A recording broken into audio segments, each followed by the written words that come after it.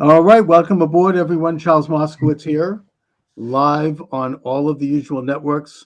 Michael D. Shaw is my guest. Afternoon. Mike, how are you? Just great. And you've got your excellent article up, Ethel Rosenberg and the Model UN, which I want to talk about. Well, We're thank also, you. Thank you. yeah. You were a big inspiration for that one. Well, that it's a good article, and I just want to mention, just as a footnote here, that I'm also live on TikTok right now, and we'll see how long that lasts. But in terms of them shutting it down, that could happen during this show. That seems the way it goes. However, I think there's good news on that front. There is a really, this administration is seems to be determined in recent comments from Attorney General Pam Bondi and FBI Director Kash Patel and Assistant FBI Director Dan Bongino. What a great Yeah, how about that? How about that? They're saying that they're going to have as they call it, transparency. And when they say it, they mean it because they've been there. They've been censored these past 4 years, and they're going to move forward in terms of ending this authoritarian, sorry to use this word, but fascistic agenda of censoring opinion. And again, we're not talking about censoring, violent, calls or anything like that. We're talking about the censoring of opinion that doesn't agree with any particular regime, something that's un-American. Well, They're it's not getting that American. You're seeing it happening in Europe, in the and UK, and by and Germany. we see Vice President Vance taking it on with both fists, and that's an exciting thing to see, right there in front of them on calling them out.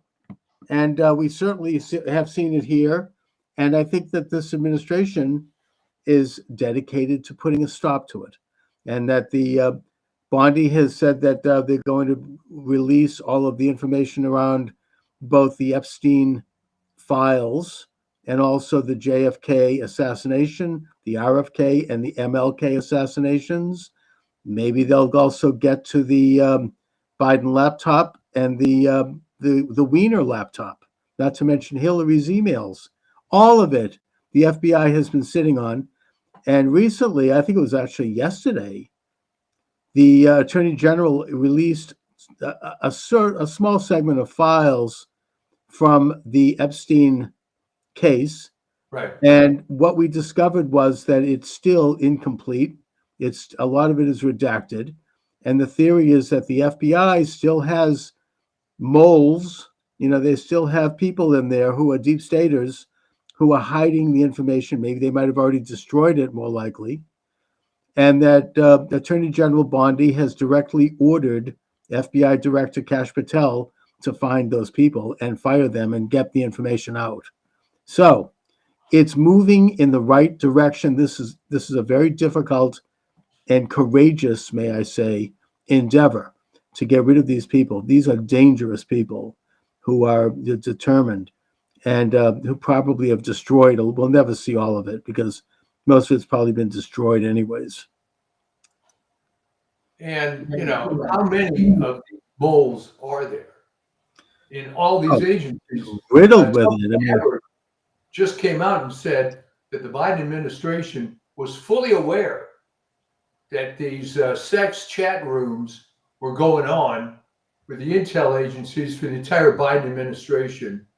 Didn't do anything about it. Oh, that's the tip of the iceberg. This goes way back. I remember former Congressman Bob Barr. Remember him from, I think it's from Georgia.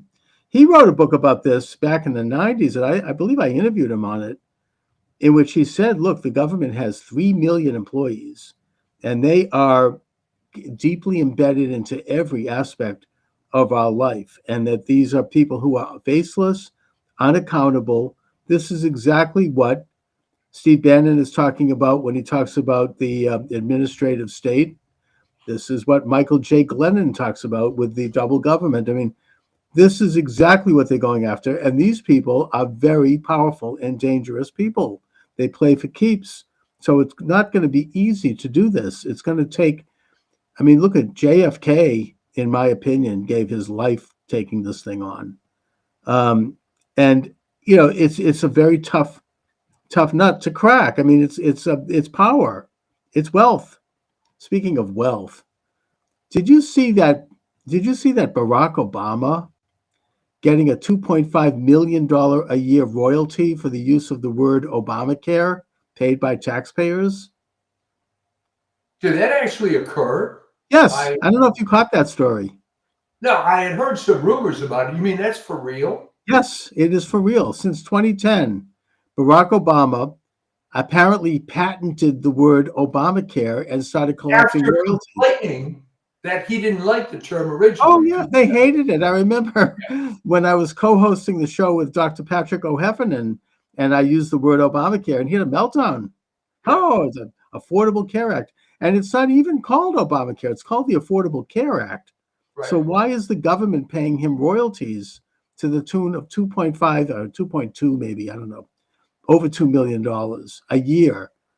I mean, talk about scams. I mean, this is like, I think his daughter got a big check.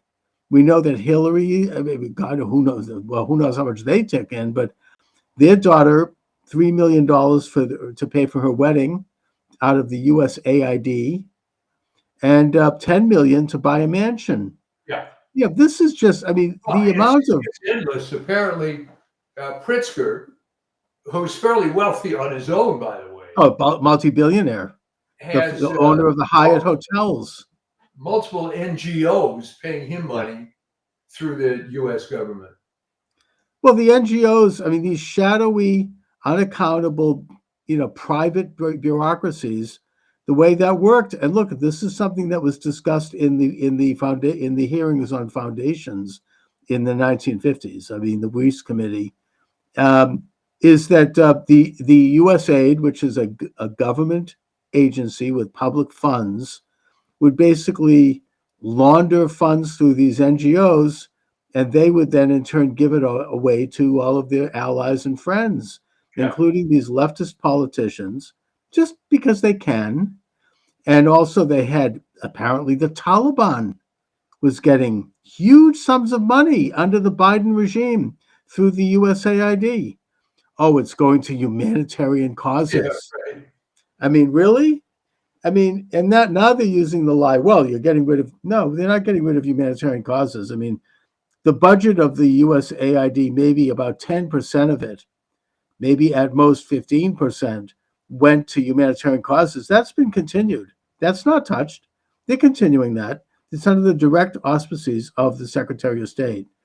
It's the rest of it, the 85% that's gone. And now you see, what is it? There's a transgender clinic in India has had to close its doors. Why? Oh no. Because the USAID money dried up. That's why. This is it's starting to show around the world who was getting money from USAID and what their agenda was. Their agenda was transhumanism, specifically transgenderism.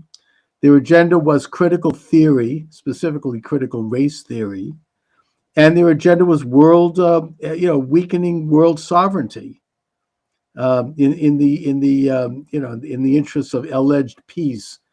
And they're taking it on over there. I mean, we have people in government right now who know full well what's going on and who are openly and brazenly taking it on.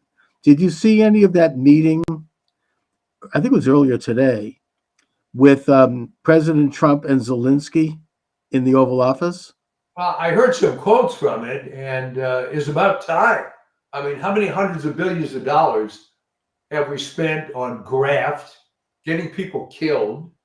It's been. I mean, who actually put that money? We noticed that the minute that war started, the Clintons reestablished the global initiative. I wonder Yes. why. Money started pouring in. I mean, and Zelensky was using the same old language, whereas Trump and Vance was tremendous. They took out, they took off the gloves. I mean, it was like a real back and forth. And he's like, here you are, during the campaigning against us in American cities.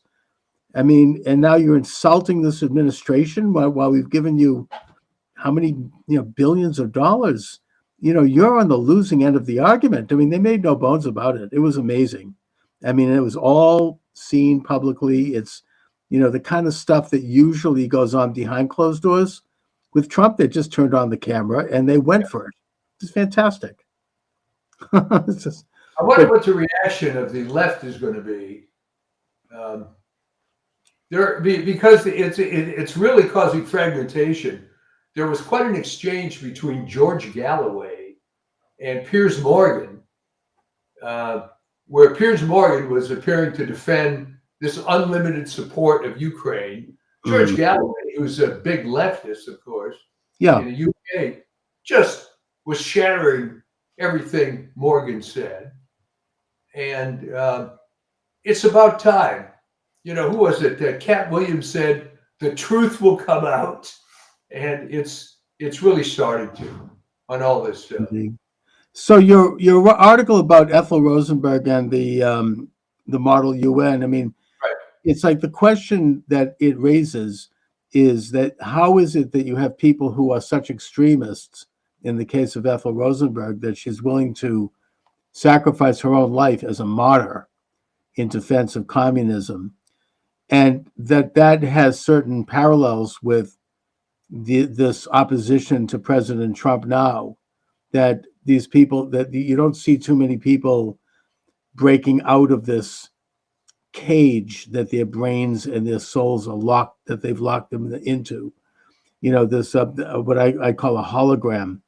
They're like continuing to goose step. If you watch MSNBC, for example, and I do, like Rachel Maddow, I mean, it's like they just are doubling down. There's nothing has changed. It's almost like it's like an alternative universe or something like that. And Well, alternative universe, but you can oversimplify it and say it comes down basically to atheism. That Ethel Rosenberg's religion, despite that she was nominally Jewish, was communism. So, in a rather perversion of the word martyr, she was happy to die for the cause, despite being offered any number of times. And Julius also, by the way, that if they gave more details on this spy ring, their lives would have been spared. right. But And then there were other people, like her brother did give details and his life was spared. Yeah. And he said, look, I had, people like on the left were like so critical. Oh, look at you, you're a rat. And he goes, listen, I have a wife and children. I've got a family here that I have to consider first. So I had to do this. I mean, I'm saving my own life.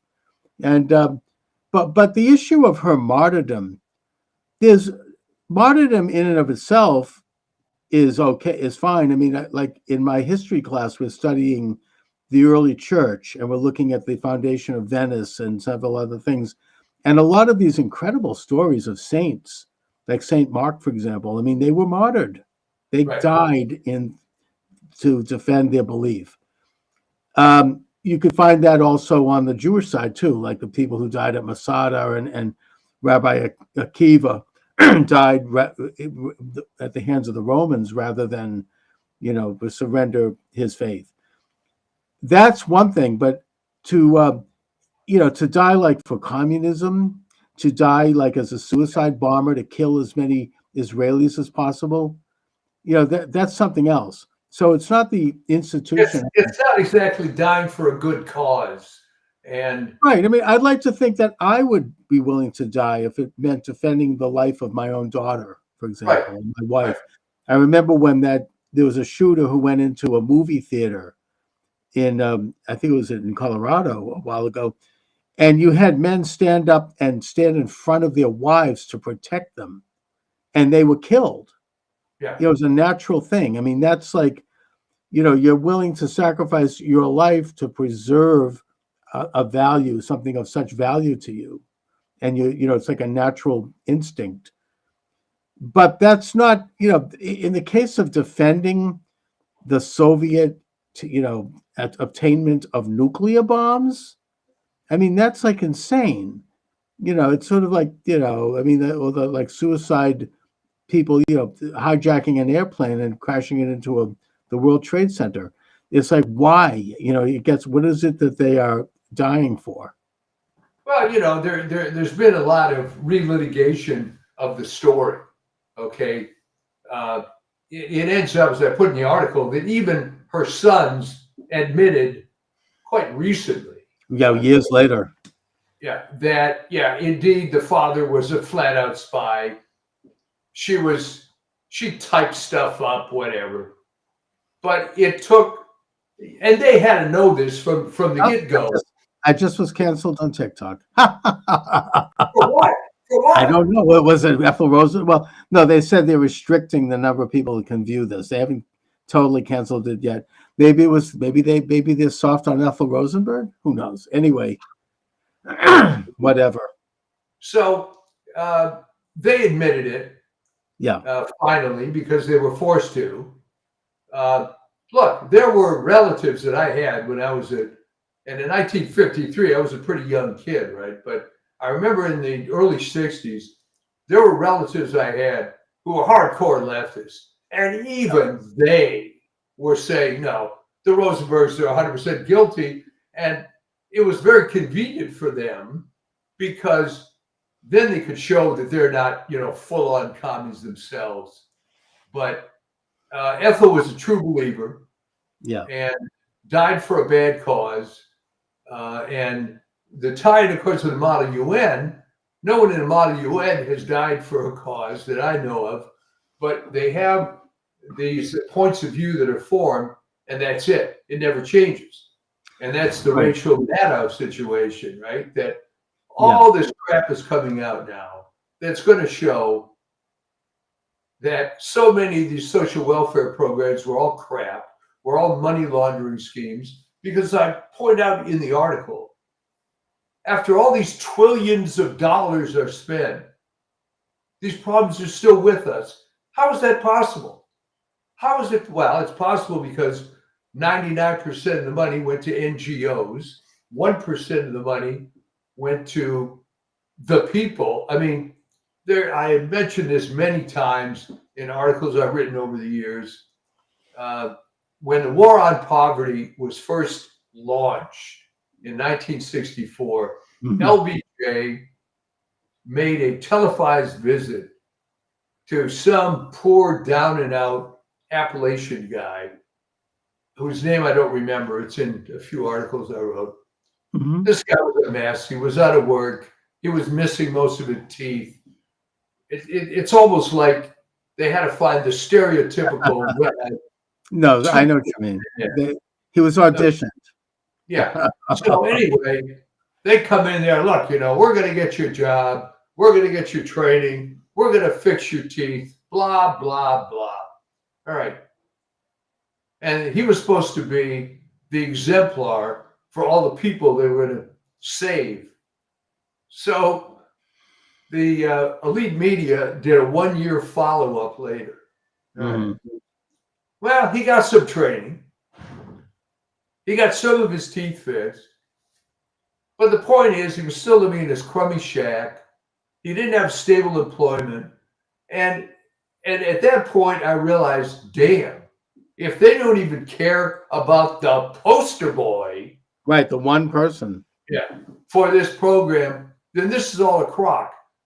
Now, I noticed that when I was 17, 18 years old, but apparently none of the media cared or knew about it. And that's the other thing. The media's a crock.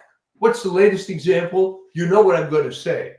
Jake Tapper saying all along, Biden's in great shape. Oh, yes. Sharp as a tack, he says. Yeah. So now Tapper's coming out with a book documenting the cover-up that the media engaged in to show his decline. And he's getting reamed for this. Reamed. Okay, there's video of him being stopped in airports, people mocking him. And then you wonder, all these years of watching all these elite figures, and it's all crap. And those of us like you and me that figured it was all crap and being lonely voices, now it's as obvious as the day is long. Now, so Tapper is being attacked for writing a book chronicling what he had himself covered up all those years, Yeah, which is that Biden was in decline. yeah, And you have leftists and people that don't want any criticism attacking him for that. I mean, that's what we talked about earlier, like with Rachel Maddow. Rachel Maddow spent 3 years with a tin hat. You know, they talk about conspiracy theorists. yeah, Trump, Putin, basically conspired with, or they like to use the word colluded because they don't yeah. want to say conspired. That's for the right with Trump to steal the 2016 election. That's what that was all about. And after 3 years of sending out these fake leaks and night after night of doing these programs, most of the stuff being complete crap or totally twisted, finally the Mueller report comes out saying that nothing of the kind. They dragged it out for 3 years, but he said, no, there was no evidence of this. And then the report goes on to say, well, there might be obstruction of justice because Trump criticized the Mueller group. Oh, blah, blah, this kind of crap. But the point is, the first page is the only relevant page where it said, no, we didn't find anything. Now, you would think that Rachel Maddow would apologize. No. Well, you think that she would at least acknowledge something. I mean, and I remember sending her several tweets at that time. I'm like, look, you present yourself as a patriot. You say that you had, like, I think your father was a military man. You come from a family that I think goes back, and you feel that you're doing what's best for your country. And I've watched her, like on top of Mount Sinai every night. Oh, America is under siege and democracy is threatened and the Constitution. Can you at least acknowledge that you were wrong here or something? Nothing. No acknowledgement. They didn't mention it. They just kept going. And instead they focused on other shreds of stuff. And then, of course, they then jumped head foot into the perfect phone call impeachment. It's because it is funny that it all comes down to the same story, that there was the deterioration of St. Francis, right?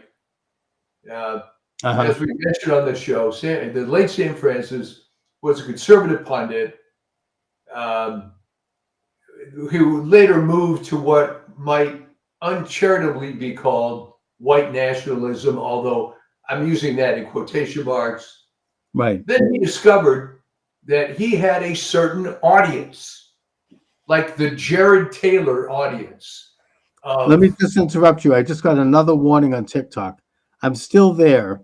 I think the trigger might have been WHITENATIONALISM. Just a thought. I don't know what it was, but they picked up on that word and they got a warning. Okay, go on. Wow. Did I say that? I think so. That's okay. Look, this is this is censorship. I mean, this is what we're dealing with now. I mean, we're having a political conversation about stuff going on, but everything. Maybe this is an example of the dangers of AI. I don't think there's a person over at TikTok monitoring the show. I think that this is the dark side of AI. Now, I'm not against AI. I think it could be a tool that, when in the right hands or when used properly, can be very helpful. And Chat GPT and all the rest, I'm just studying it actually. But the darker side of it is that it can be programmed in a way to pick up certain words. And if you say those words, it doesn't matter what the context is. What's really stupid, if that's the case, is I was using it as pejorative in that. Look, I mean, I lost my YouTube channel. There were 3 reasons, and one of them was because I interviewed David. I don't know if you remember him. Yeah, I mean, and we were both of us, being somewhat observant Jews, talking about Jewish issues, and somehow that came to the attention, and it was called anti-Semitic. Okay, so, and not because of anything particular that we said, but it was probably, looking back at it, there were certain trigger words that we might have used, and when they accumulated to a certain point, it caused an electronic reaction.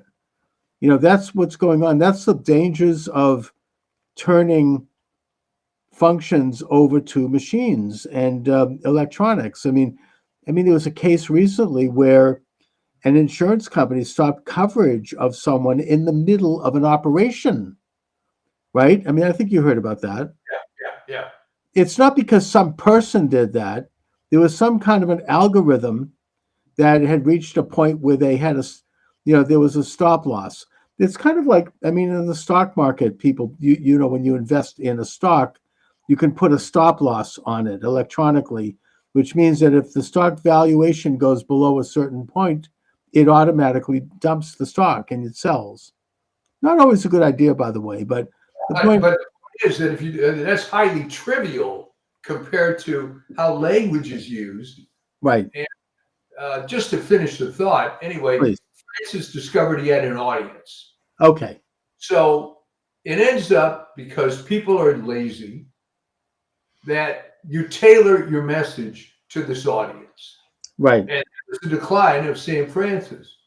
And to some extent, Joe Sobran, Yeah. although not quite as bad. But Right. in the case of Rachel Maddow and MSNBC, they know that people will dutifully watch that network to get the particular point of view that they want. So And it's not they have to really keep pushing it up. Yeah. No, I think that's right. I mean, I remember this was years ago during the Trump's first administration. Michael Smerconish, he's a left-leaning but reasonable radio talk show host in Philadelphia. He's been there for a long time. He's a lawyer. He's very smart. He made a mild praise of President Trump for something that he had done. I don't know what it was. I don't remember. I heard him talk about it. And for that, not only were they getting protests, and they got his sponsors who had been with him all his career were getting threats that they're going to get boycotted, and death threats, and people lining up outside. I mean, that he had to recant it.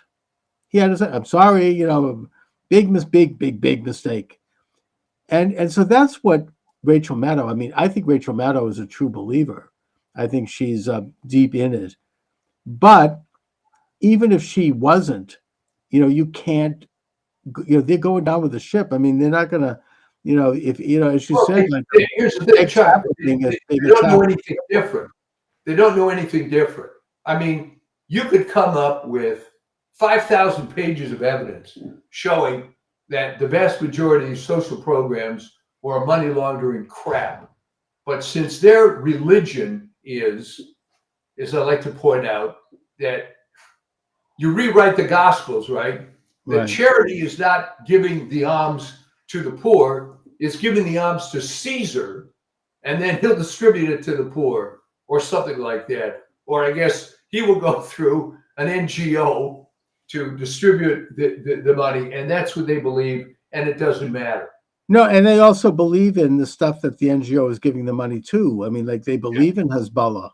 They believe in the Taliban. This is all transforming mankind, and they believe in the sex change operations in India. These are things, and what I'd say to them is, if they believe in these things, maybe they should open their own checkbook and write a check to it. Fine. But no, they want to have the taxpayers do it. They want to have the U.S. government do it. And, that's a lot of what it is. And that, it is a religion. I mean, this is why Ethel Rosenberg gave her life. Not because it's not a political, it does prove that that's a religion. She believes in this. It has nothing to do with reality. It has to do with an entire belief. They know that, you mentioned Lyndon Johnson. They know that the war on poverty failed. They know that the Great Society failed. They know the Vietnam War failed, but of course that's another story. But the point is that they didn't care. It was successful from their view because it furthered their socialistic, fantasy. I mean, it weakened the country, it weakened society. It rendered, it ripped apart the fabric of our system, which they support. So that's what Rachel Maddow cares about. She doesn't care about getting to any kind of moral truths.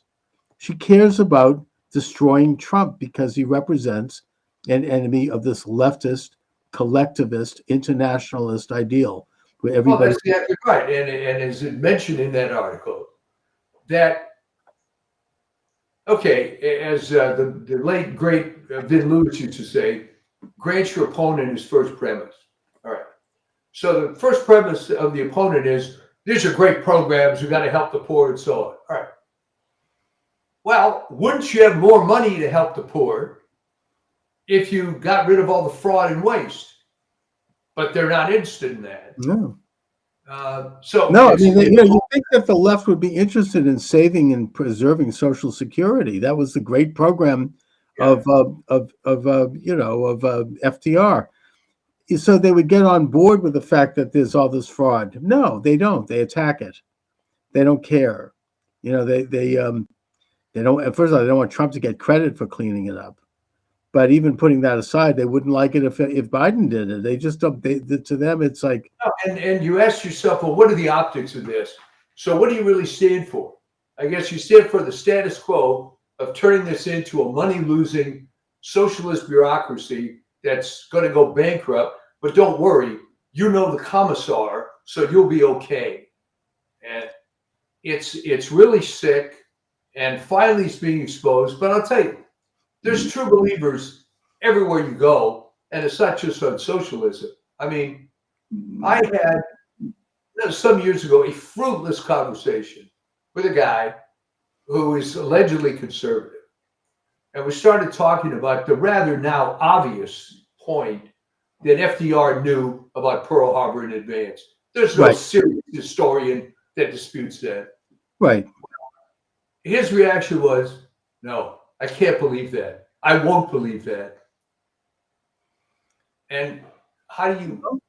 It's harder to somebody can't, admit that, they can't. I mean, I know people like that too. I mean, they're going to go to the grave, goose stepping along to something. They just, this is again why this is a religion and it's a cult. It's not a religion like, that has like early Christianity with martyrs, because it had a moral core. It actually was preaching truths. It's a religion that is trying to pervert and contort reality, which makes it even more lethal. It's and the adherents to it more loyal, actually. So that's why we have this, UN, this model UN establishment that it continues to at a young age, they accepted a bill of goods. They got rewards for that. They saw other people being punished for not accepting it. That's right. And then they went on. I mean, if you take a look at any of these liberal events, like, I don't know, the Oscars come to mind, cultural events, right? They're constantly giving each other these awards, and they get up and they're worshiping these statues, and they're like, I want to thank, Shlomo so-and-so, and and it's so wonderful, and they're praising each other, and their shelves are groaning under the weight of these trophies. And it's just, this is how it's like an insular kind of a world. And if you see them interviewed on the late night talk shows, their main conversation is, I actually met with whoever, Gorbachev, one of these left-wing heroes. And, we spent time in his presence, and I'm part of this thing where we all get together, and so-and-so, I don't know, Katharine Hepburn, I don't know, whatever. I mean, we could just go, they all have this world where they know each other, and they talk about what it's like to be with each other and what this person really is like. And it's kind of like a insular world where they award each other and they massage each other. And they adore and adulate each other. And then, like it's a cult. Yeah, and then when you're watching this on television as a regular Joe Sixpack, you're like, wow, gee, I guess they do know these people. Oh, well, gee, wow. Henry Kissinger, I don't know, whoever, Gee, that's amazing. They must be so like this rarefied world. I remember a relative of mine when briefly, Caroline Kennedy, horrible person, obviously. Oh. She was running for, I think, a Senate in New York, and it completely failed. Even the left had to. It was so awful, her one interview. But this person said, "That's right," and it was only one interview, and she came across like a valley girl on Quaaludes, and that was it completely tanked. And And yet this person says to me, yeah, but can you imagine the rooms that she's been in with the people that she's been exposed to?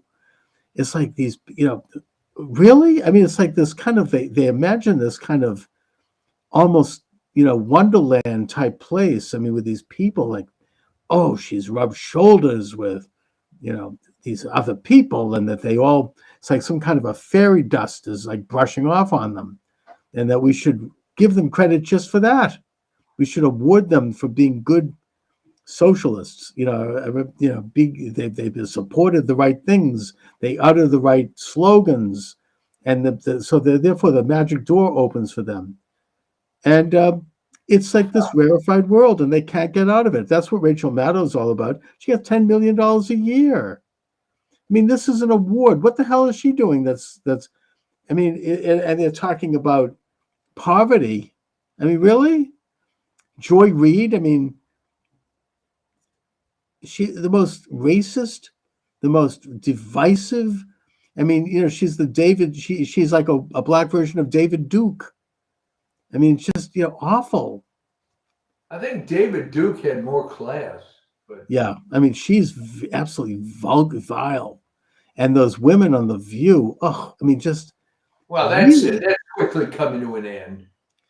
Yeah, but the thing about it is that not only are they spewing this toxic vile, but people are like, oh, they're applauding.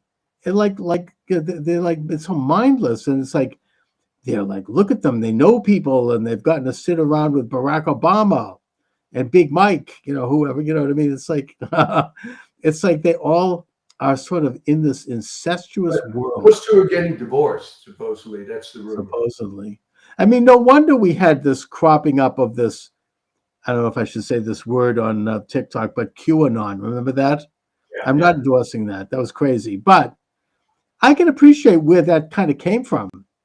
When you have these elites in Hollywood, in politics, like Obama and them, and these, these exalted business figures like Mark Zuckerberg, and, and they all kind of talk to each other, and they control through their influence. I don't want to use the word control. Let's just say they influence large segments of our culture and our media and our high institutions of learning, and, even our businesses.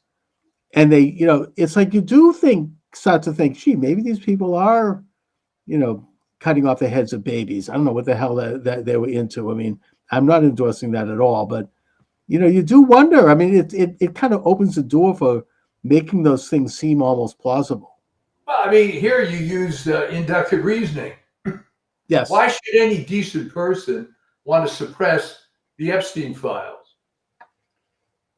Yeah, exactly. It's even worse than that. Do you know who the lawyer was on the Epstein case defending Epstein, keeping those files locked up? James Comey's daughter. Yeah. So, I mean, talk about, then wonder why people have conspiratorial thoughts. Well, they call it conspiracy theory, but what if it's true? Well, there were conspiracy theories and there are conspiracies. Yeah. I mean, I think that a responsible person tries to debunk bad conspiracy theories and try to, make a case for ones that turn out to be true. I mean, both things go on, but of course there are conspiracies. Obviously. I mean, it's just the way it is. That's human nature. People are going to conspire, and they're going to use force and fraud and deception in order to achieve corrupt ends. I mean, it happens all the time in business. What do they think? They conspire to rip off another business so they can have more success. Yeah. There are laws against that. I mean, murder is part of a conspiracy. You're knocking somebody off because they're in the way. Those are conspiracies. Those are criminal conspiracies. So why would they think there's not political conspiracies? It happens all the time because there's power involved, there's money involved, there's influence involved, and there's prestige involved. And people crave all of those things. And if you have somebody standing in the way of your achieving those things, you may get together with like-minded people and conspire to get those things at that other party's expense. That's the way, that's human nature. That's why we have a basic part of our government, a basic part of every government throughout history in some version is a Department of Justice. The Department of Justice, one of their functions, and a Congress, is to investigate these conspiracies and expose them and bring people to justice when it happens. It's a basic. I mean, there are conspiracies in your own family. I mean, everybody deals with conspiracies all the time. It's just the way it goes. I mean, there are conspiracies in your own mind. I mean, it's just part of human nature. Well, this sounds like the beginning of a new book for you, The Conspiracy Primer. I am writing a chapter actually in my book on this, and I've written on this topic. It's just the way it goes. I mean, it's just part of human nature. But you have to be responsible because wrong conspiracies often are cooked up by governments or by powers to kind of deceive and engage in what's called a false flag.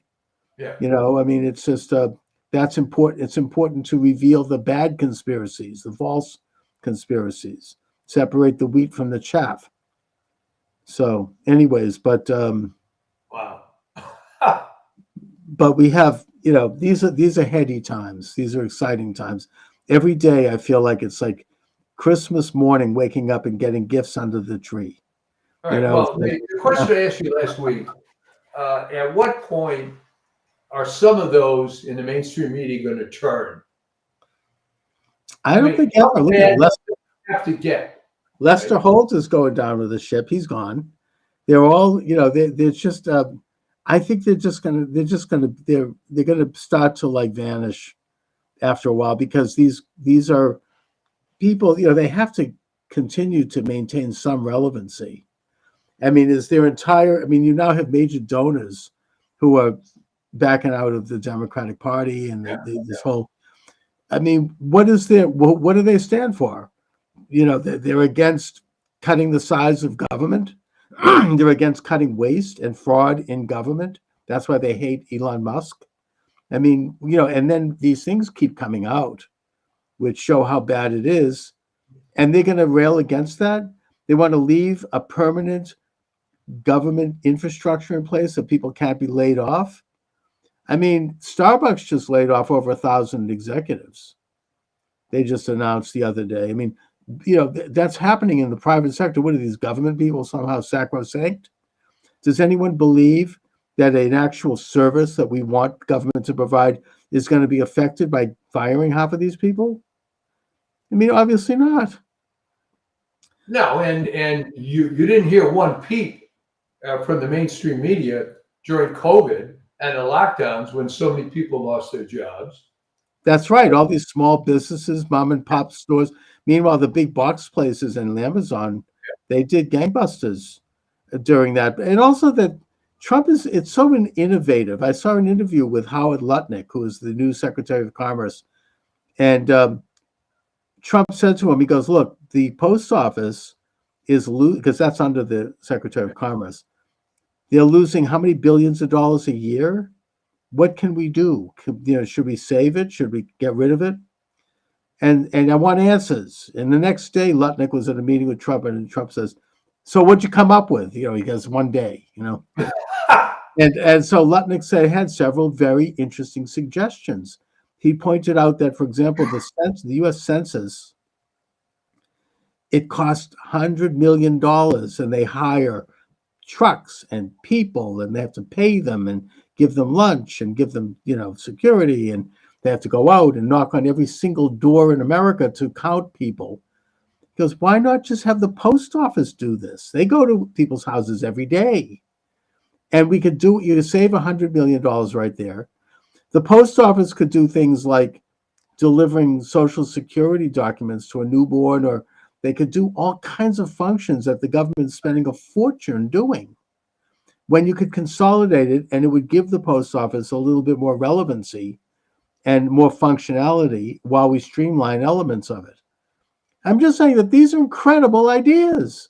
Yeah. Why didn't anyone think of this? I mean, it's like they're coming up with, it's amazing what they're doing. It's like every day. And now Trump today, he's signing an executive order declaring English as the official language of the United States. Hallelujah. It's about time. We won't have Spanish subtitles. I mean, the English, it's like, oh no, you can't do that because it's like, I don't know, racist. We have the one thing that holds us together as a nation is our common language, so we can communicate with each other even if we don't like each other. You have a simple lingua franca. You have like the language of the land. Doesn't mean English is superior. It just happens to be the national language. It has been since the day they got off the ship at the Mayflower. I mean, it's just that simple. Well, So yeah, I mean, there is no country, maybe with the possible exception of Switzerland, but even that isn't exactly true, where yeah, you have multiple official languages. In Switzerland, for example, it's regional. And yeah, it's right. a small country. So if you're a German speaking Swiss person, you've certainly heard French uh, in Lausanne, and you can get by. Uh, but in Canada, it's never worked. It doesn't work well. I mean, it's like Belgium. I think is coming apart because they've got Oh, Dutch well, and French. well, the thing in Belgium, and I hope they changed it, but I don't think they did, was that they would have French and Flemish. All right. And Flemish is sort of an old style Dutch. Right. So what would happen is all these signs would have French and Flemish on it. Then they get an argument about which language would go first. And I was in a car. What an experience! Um, doing some business in Brussels with a guy who was real international, spoke many, many languages, albeit not Flemish.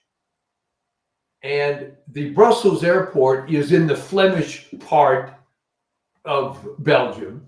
Okay.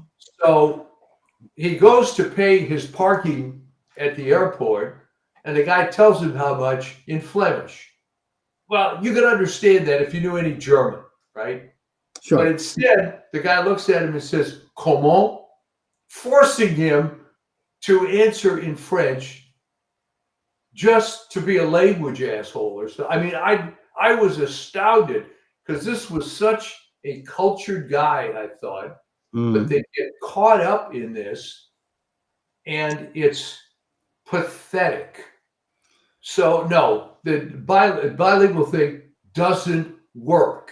No, I mean Even it's important for any sovereign nation to have a national language. It just is. I mean, the British, for all of their faults, they united India with one language, Hindi, and also English, by the way.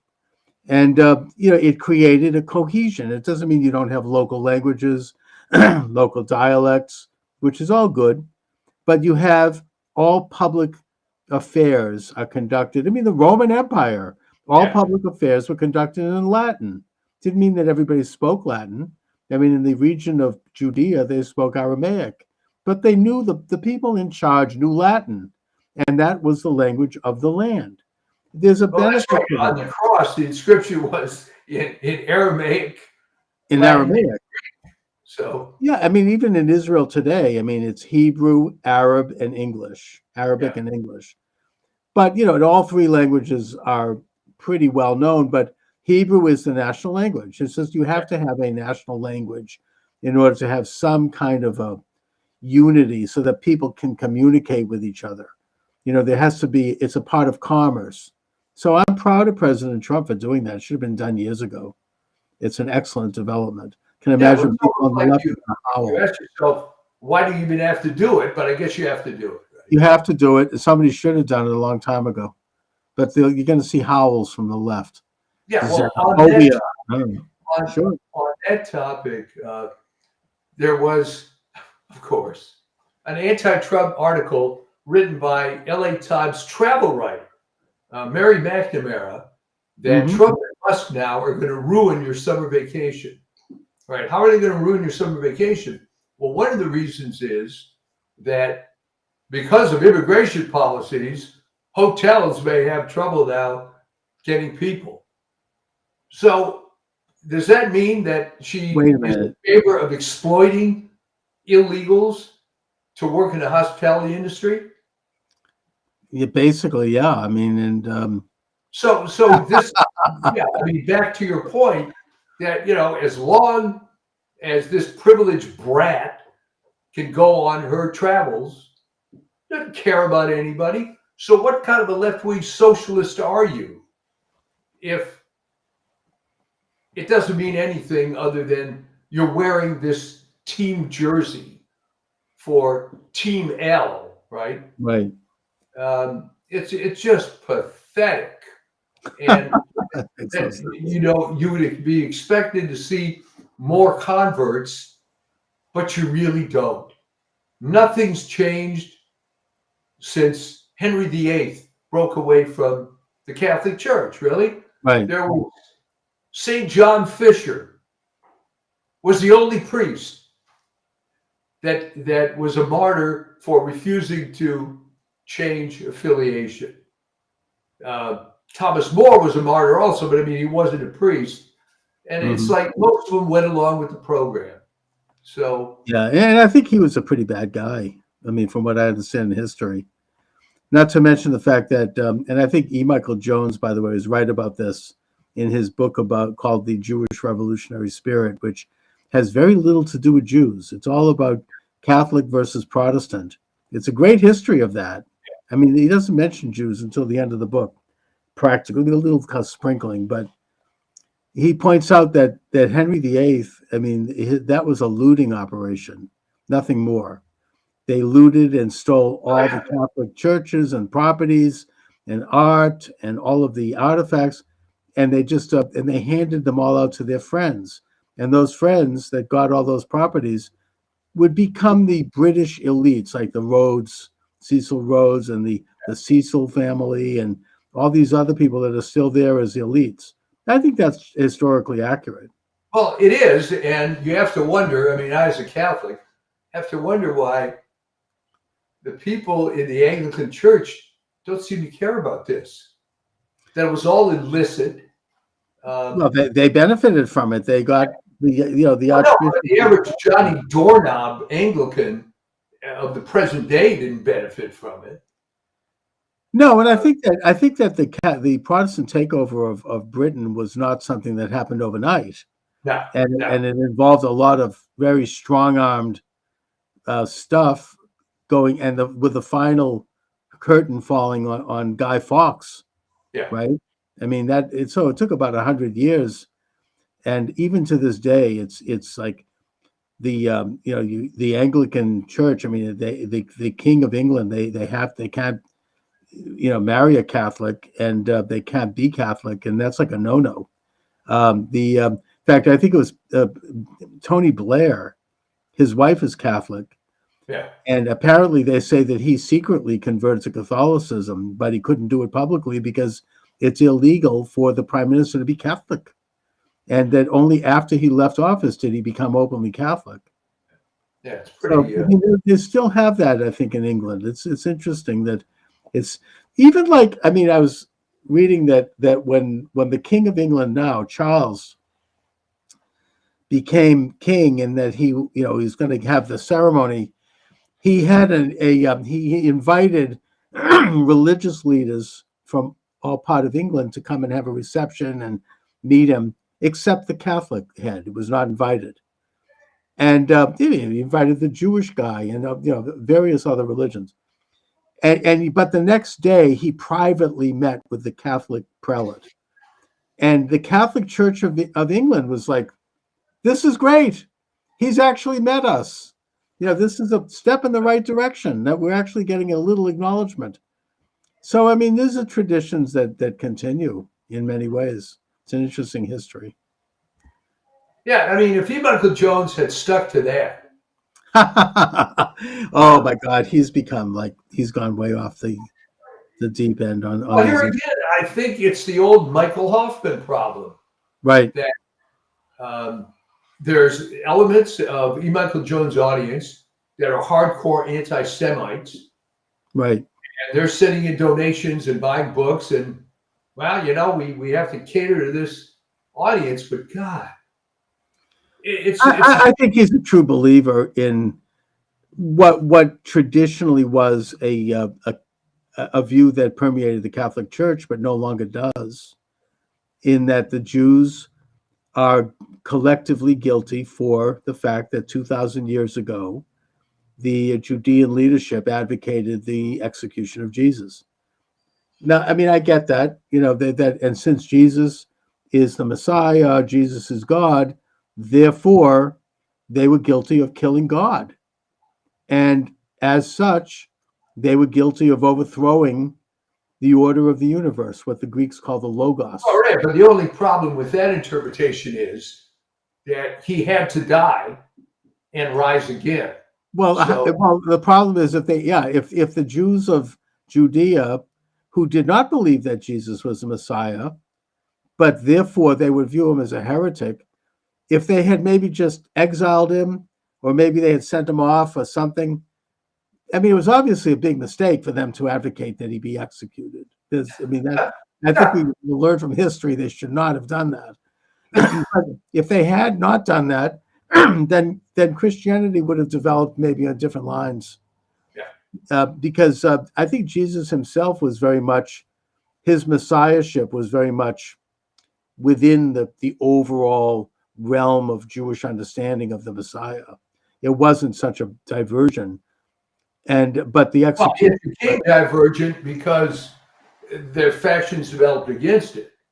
That the idea that the Christians were going to supposedly be mostly from Jewish stock, that only lasted for one generation or less. And with the famous, Paul going to the circumcised, to the uncircumcised, Peter going to the circumcised. So it is interesting, but people just don't reflect on this stuff.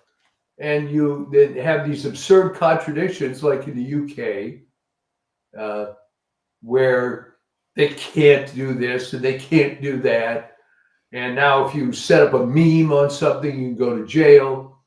Well, I mean, I think that during that meeting with President Trump, J.D. Vance brought that right up to Keir Starmer at that meeting. He met with Trump the other day. By the way, I wonder how the left feels about that. I know that a relative of mine on my wife's side, he's English and he's leftist. And we know him, he lives in New York, and he loved Keir Starmer's election. How does he feel about Keir Starmer meeting Trump? and being so praising, oh, you're welcome to come and stay with the king. And I just wonder, I mean, this gets back to the Rachel Maddow question. It's like now, it's all of a sudden, now is he going to be ousted from the pantheon of of the constellation of left-wing heroes for this? To meet I with Trump? think what's going to happen with this infighting, it's going to spiral into this absurd, if you will, circle jerk where they don't know who to attack. And it's not going to end well.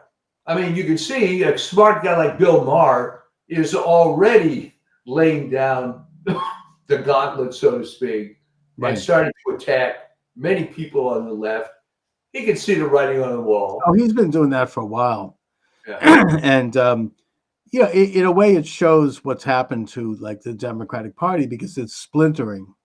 You have the Bill Mahers of the world and, who are like kind of more centrist and they're liberal, but they're not, they're not woke, as he says. Yeah. And then you have the hard woke who still control the apparatus and who are just doubling down. I heard recently, speaking of woke, that Pritzker, you mentioned Pritzker. Yeah.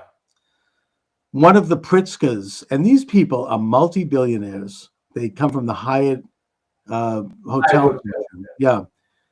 Is a transsexual and presents himself as a woman and is a big, big donor to the Democratic Party and to Democratic candidates, which is why they can't move away from that issue.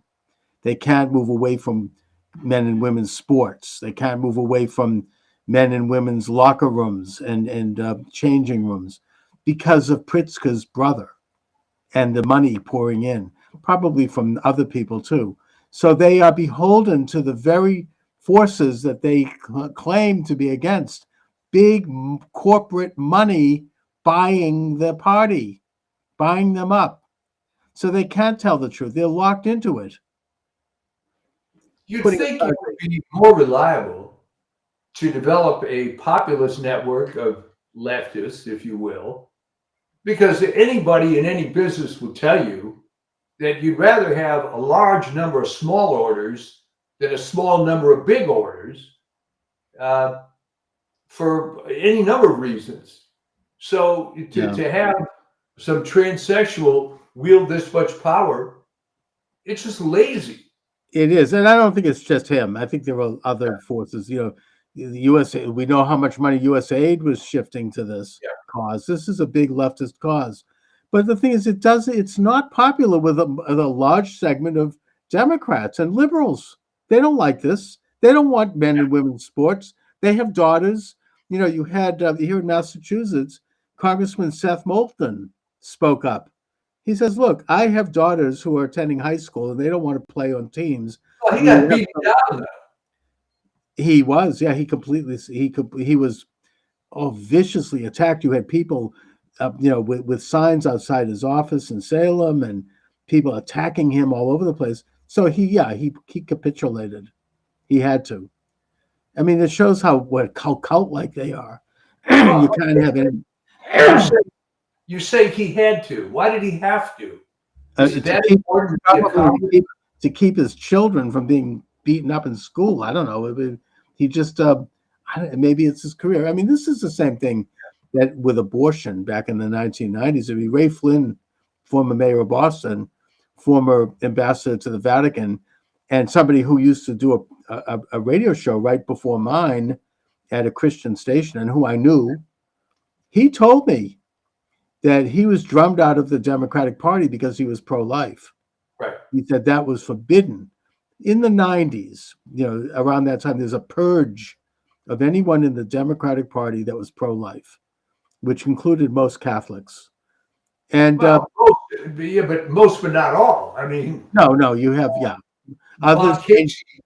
He changed the stripes. Yeah, and Flynn at least left. He did.